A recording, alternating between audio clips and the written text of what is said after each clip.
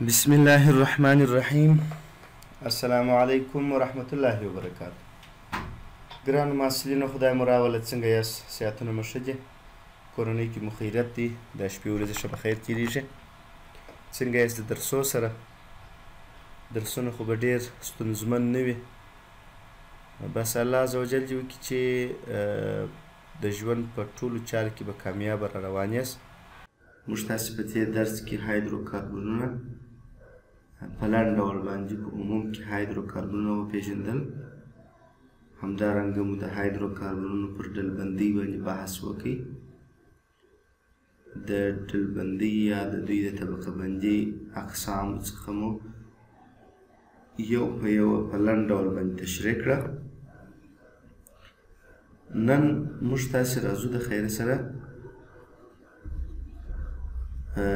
د هایدروکاربنونو له جملې څخه الیفاتیک هایدروکاربنونه مطالعه کوو او د الیفاتیکو هایدروکاربنونو په ډولو کې بحث کوو. تېره ورځ هم په تېره ویډیو کې د الیفاتیکو هایدروکاربنونو په اړه باندې موږ یو څو خبرې سره شریکې کړې وې.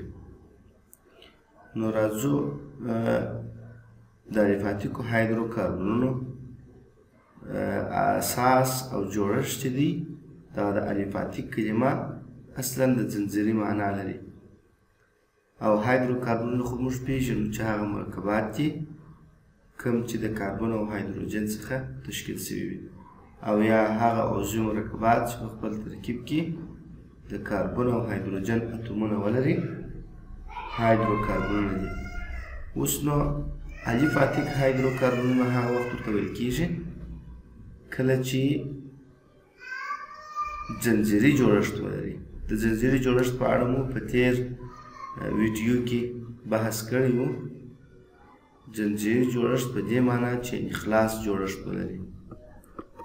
د خلاص جوړښت درلودل د ځنځیر معنا لري. اوس مثلا دغه جوړښت یا شکل ته که موږ وګورو د چپه طرف څخه د CH3 څخه داسې راځم، داسې لوړ طرف ته یو شاخ پورته سوی دی، بیا لاندې راځم، بیا یو طرف لوړ طرف ته CH3 او کښته طرف ته CH3 لري. دا داسې یو جوړښت نه دی چې د دغه ساختمان یو سر دی د بل سر سره وصل وي. دغسې حاصل کیاس دغه چې اوس موږ تاسې ګورو دا جوړښت داسې وګورئ. په دې کې CH3 د دې ځای څخه داسې راځو، لاندې یو شاخ لري، بیا لوړ طرف ته دغه څخه وروسته بیا لوړ طرف ته یو شاخ لري، بیا کښته طرف ته بیا لوړ طرف ته یو شاخ لري او اخر کښته طرف ته پسې راځو. یعنې یو تړلی جوړښت نه دی. نو ځنځیري جوړښت درلودونکي الیفاتیک هایدروکاربنونه دي. که هایدروکاربن وو هغه وخت دا الیفاتیک ورته ویل کېږي چې دی ځنځیري جوړښت ولري. بس خلاص. اوس نو الیفاتیک هایدروکاربنونه پر اساسي الیفاتیک موږ ویشلي وه او بل مو پر هیترو الیفاتیک ویشلي وه. دلته دغه دوه مثاله چې ما درته راخیستي دي دا دواړه مثالونه د هیترو الیفاتیکو مرکبات څخه دي. ولې هیترو الیفاتیک مرکبات هغه مرکبات دي چې په خپل ترکیب کې د غړي اتوم په توګه باندې نابلده اتوم ولري. د غړي اتوم په توګه باندې. غړي اتوم څه معنا؟ دلته تاسې ورته وګورئ دغه کوږوالی د بند چې دی دا تېر درس کې ما تشریح کړی و چې د کاربن معنا لري. بیا هم زه راځمه یو لږ اندازه رڼا ورباندې اچومه. اوس په دې ځای کې دا خو که چیرې زه مثلا دا شکل داسې ولیکمه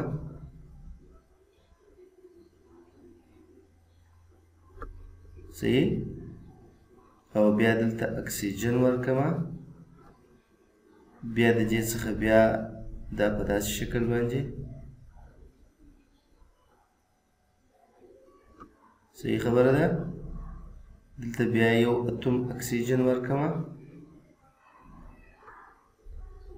د دې څخه بیا داسې په داسې شکل باندې او دلته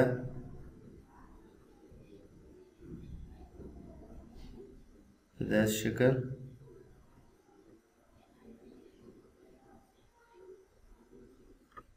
داسې دا هم نایتروجن شو دلته هم داسې او په داسې شکل سره اوس په دې ځای کې تاسو وګورئ دغه هر بند چې عنصر پکښې کې ذکر شوی نه دی د دې څخه مقصد دا دی چې دلته کاربن اتوم شته مثلا د دا سر سره نایتروجن راسته طرف ته لوړ او لاندې دلته چې په دا بند دی یعنې نور دلته زنځیر خلاص دی پر دې ځای باندې عنصر نه دی ذکر شوی نو دلته به خامخا څوک وي د کاربن اتوم به وي نو چې د کاربن اتوم دی د کاربن د اتوم څو اړیکې د دغه مرکب سره شته یوه اړیکه نه چې هغه هم د نایتروجن سره ده نو چې د کاربن د اتوم یوه اړیکه دلته شوه نو درې اړیکې به یې د چا سره وي د هایدروجنو سره وي یعنی دلته به CH3 وي CH3 به دلته موقعیت لري لکه دلته چې دی هم دی بیا داسې کړي دي چې دغه اخري بندونه یې تاسو ته معلوم کړي دي په دغه مثال کې چې ما د یو کتاب څخه راخیستی دي هلته دوی داسې کړي دي چې د دغه سکلیټي جوړښت تاسو ته په تیر سمستر کې ما فورمولونه ویلي وه په فورمولو کې یو سکلیټي فورمولونه وه دا سکلیټي فورمول یې په داسې شکل تاسو ته ښوولی دی اوس مثلا دغه CH3 چې تاسو وینئ دلته هم یوه دانه CH3 شتون لري ځکه چې بند پر دغه ځای خلاصیږي نو باید چې خلاص شوی دی باید یو کاربن وجود ولري د کاربن د مشبوع کېدلو لپاره لازمي ده چې باید درې هایدروجن هم شتون ولري دغسې دلته په دا ځای کې حساب کوو دلته چې یو کاربن شتون ولري یو کاربن د دا کاربن څو اړیکې شته یوه لوړه دغه اړیکه ده او یوه راسته طرف ته نایتروجن سره دوې اړیکې لري نو کاربن څو اړیکې باید جوړې کړي څلور نو څو هایدروجن دغه بند کې باید کاربن ولري دوه هایدروجن نه دوه هایدروجن باید ولري نو دا یو CH2 دلته به بیا دا ته وګورئ دغه بند بیا یو CH2 باید ولري دا بند بیا باید یو CH2 ولري زه دلته ورته لیکمه ګورئ دلته بیا باید څه شي وي یو دانه CH2 وي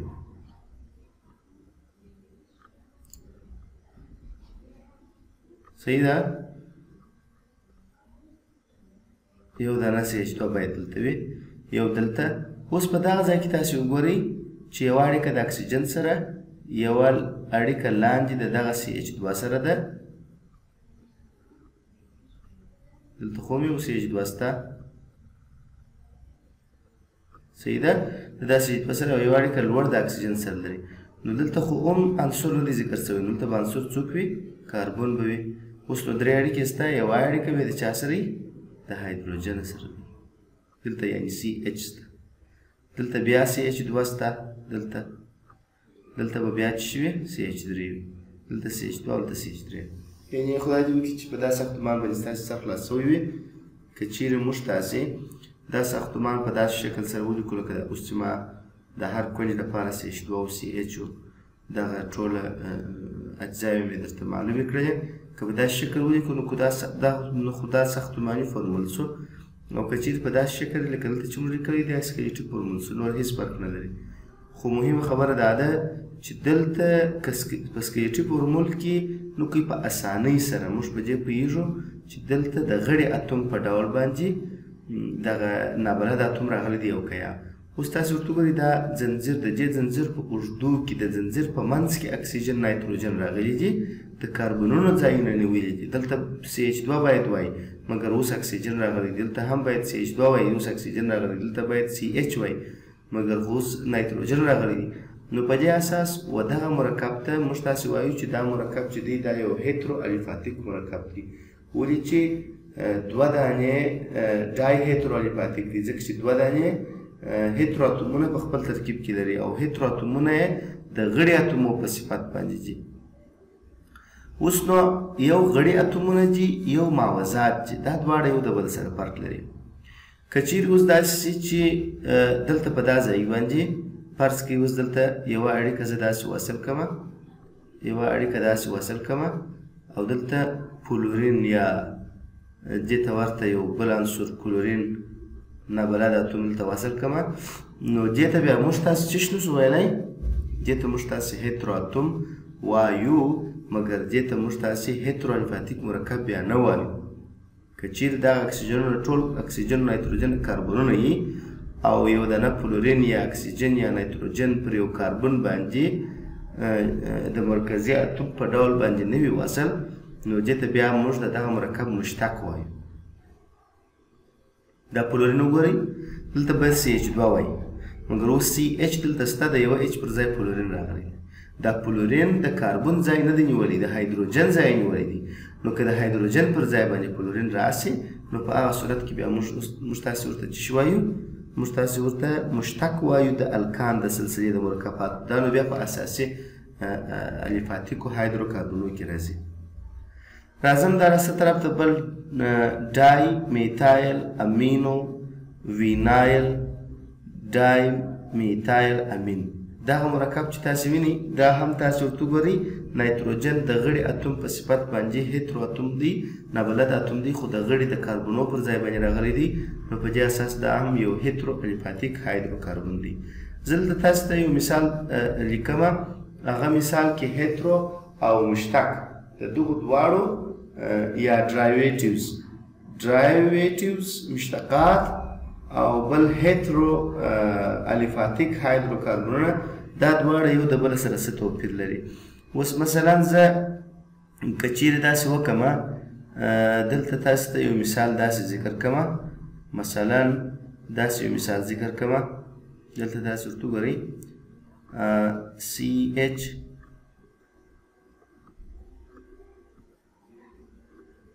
درې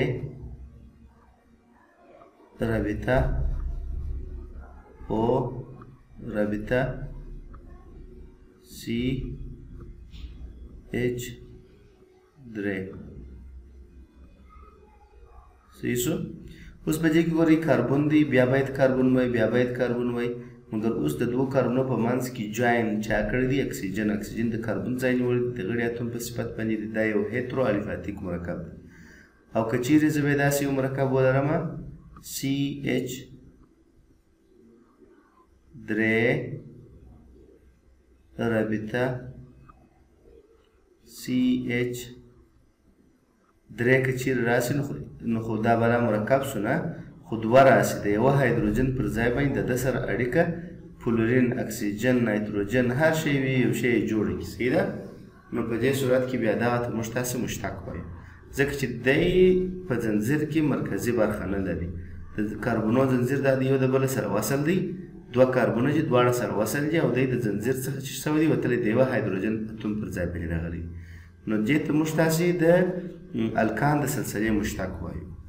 د الکان د سلسلې مشتقات په اساسي الفاتیکو هایدروکاربنونو کې راځي او همداسې هیترو الفاتیک هایدروکاربنونه خو ځان ته یو خپل ډول و. خو دا دوی کې سر په خلاصوي، خو که چیرې مو سر نه و په خلاصوي نو بیا کوشش وکړئ د ویډیو د اورېدو څخه وروسته ما ته په کمنټ کې پرېږدئ چې زه یو ځل بیا تشریح کړم د خیر سره.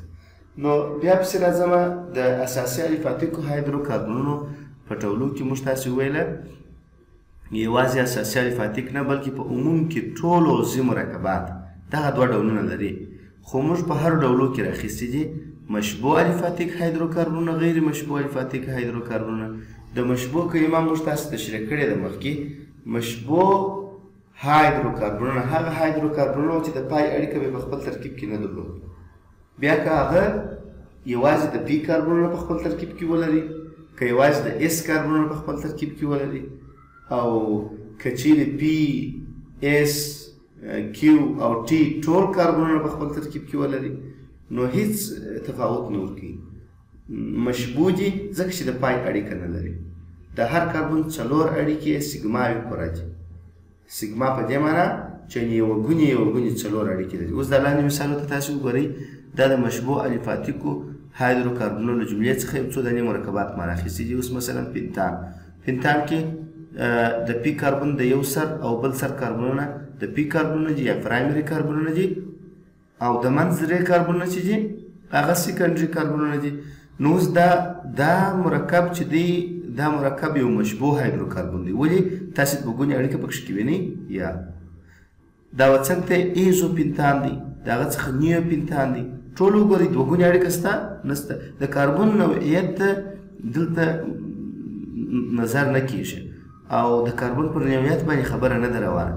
د دې یوازې پای اړیکې ته ګورو. ټول هغه عضوي مرکبات چې د پای اړیکه په خپل ترکیب کې ونه لري مشبوه عضوي مرکبات. اوس نو که چیرې ځنځیري جوړښت ولري نو مشبوه الفاتیک هایدروکاربنونه شول. په هایدروکاربنونو کې هغه مرکبونه چې ځنځیري جوړښت لري دا یو دوه خبره ټولې اړیکې سیګما وي د پای اړیکه په خپل ترکیب کې ونه لري نو دې ته موږ تاسې مشبوه الفاتیک هایدروکاربنونه وایي. لکه اوس مثلا دا 2 میتایل پروپان چې ایزوبیوتان هم تاسې ورته ویلی سي او دا 2 ډای میتایل پروپان دا ایوپاک نوم دی او ساده نوم یې نیوپنتان دی چې په راتلونکي درسو کې به د خیره سره موږ تاسې په دې باندې خبر سو چې دا نومان څنګه ورکول کېږي. نو دغه 4 دانې نه 5 دانې مرکبات یو 2 3 4 او 5 دانې مرکبات چې ما تاسو ته راخیستي دي په دې ټولو کې تاسې ماته د پای اړیکه نسئ راښولی. یعنې د دغه 5 مرکباتو ټول کاربن اتومونه sp3 هایبریدایزیشن شوي دي یا sp مکعب هایبریدایزیشن لري. نو په دې اساس باندې و دغه مرکبات ته چون چې ځنځیري جوړښت لري او د پای اړیکه په خپل ترکیب کې نه لري و دوی ته سچریټډ الفاتیک هایدروکاربنز ویل کېږي. په دې هیلې سره په خلاصوي وي راځم د خیره سره غیر مشبوه هایدروکاربنونو ته. په غیر مشبوه هایدروکاربنونو کې غیر مشبوه یا انسچریټډ الفاتیک هایدروکاربنونه وایو. غیر مشبوه الفاتیک هایدروکاربنونه دا اوس مې مشبوه د هغه دي تاسو ته وویله چې ما ول هغه هایدروکاربنونه دي چې د پای اړیکه په خپل ترکیب کې نه لري. خو غیر مشبوه به څنګه وي د هغه معکوس د پای اړیکه باید په خپل ترکیب کې ولري. یوه 2 لاس هر څو چې وي خو چې یوه دانه د پای اړیکه پکښې کې پیدا شوله بله خبره خلاصه شوه غیر مشبوه ته واوښتي. اوس نو الفاتیک یعنې که چیرې هم ځنځیري جوړښت ولري صحیح خبر ده یو هایدروکاربن په عضوي مرکباتو کې یو هایدروکاربن هم ځنځیري جوړښت ولري او هم د پای اړیکه یوه یا څو دانې په خپل ترکیب کې ولري نو دې ته بیا موږ تاسې څه شویو غیر مشبوه الفاتیک هایدروکاربنونه وایي. دلته 3 دانې مثالونه ما درته راخیستي دي. په دروسو مثالو کې د اول 3 5 اوه تیترا میتایل 2 اوکتان. په دوم کاربن کې یې دوه ګونې اړیکه شته. دا د پای اړیکه دلته پیدا شوه. د پای اړیکه چې وجود ودرلودي بالا زه پوه شولم. زه په دې باندې پوه شولم چې د پای اړیکه دلته شتون لري نو دا یو انسچریټډ مرکب دی. چون چې دا ځنځیري جوړښت لري نو دا یو انسچریټډ الفاتیک هایدروکاربن دی. د ټول ترکیب د هایدروجن او کاربن څخه دی نو هایدروکاربن دی. ځنځیري جوړښت لري خلاص جوړښت لري تاسې دا دې موږ تاسې وینو صحیح ده. نو الفاتیک سو او چې دوه ګونې اړیکه په خپل ترکیب کې لري نو دا بیا څه شو انسچریټډ سو غیر مشبوه سو. ښه راځم د خیره دا پر دغه ځای باندې پرېږدو. اوس به راسو مشبوه الفاتیک هایدروکاربنونه ما تاسې ته په ډولو کې په ډلبندۍ په ګراف کې پر یو ډول باندې ویشلي پر 2 ډوله باندې ویشلي وه چې یو هم د الکان سلسلې مرکبات وه او یو هم د الکایل راډیکلي سلسله وه. زما اوس دا خبره په یاد نه ده خو که چیرې مشبوه هایدروکاربنونه موږ تاسې پر 2 ډوله ویشلي هم مشکل نشته او که پر یو ډول وي هم مشکل نشته ځکه چې پر یو ډول په دې اساس باندې موږ مشبوه الفاتیک هایدروکاربن ویشو چې د هایدروکاربن چې موږ دا کم هایدروکاربن ویشي دا ټول مرکبات چې راډیکلونه مو ایستلي دي نو په دې اساس باندې یوازې د الکان سلسله په مشبوه کې موږ راولو ځکه چې د الکان د سلسلې مرکبات موږ پر دغه پېژنو چې د دوی ټول کاربن اتومونه sp مکعب هایبریدایزیشن لري او ټولې اړیکې سیګما دي. دوه ګونې اړیکه په خپل ترکیب کې نه لري. همداسې راډیکلي سلسله هم شته چې د الکایل سلسله ورته وایي د هغه هم د کاربنونو ټول sp3 دي خو هلته بیا ستونزه دا ده چې هغه مرکبات اوکتیت نه دي راډیکلونه دي یوه اړیکه یې کمه وي، یو هایدروجن یې کم وي، نو په دې اساس په کیمیاوي تعاملاتو کې دوی برخه اخلي. مرکبات نه دي، عضوي راډیکلونه ورته ویل کېږي. خو که عضوي راډیکلونه موږ په الفاتیک مشبوع الفاتیک کې راولو مشکل نشته، ځکه چې هغوی مشبوع دي. رښتیا هم ټولې اړیکې چې دي یو ګونې دي.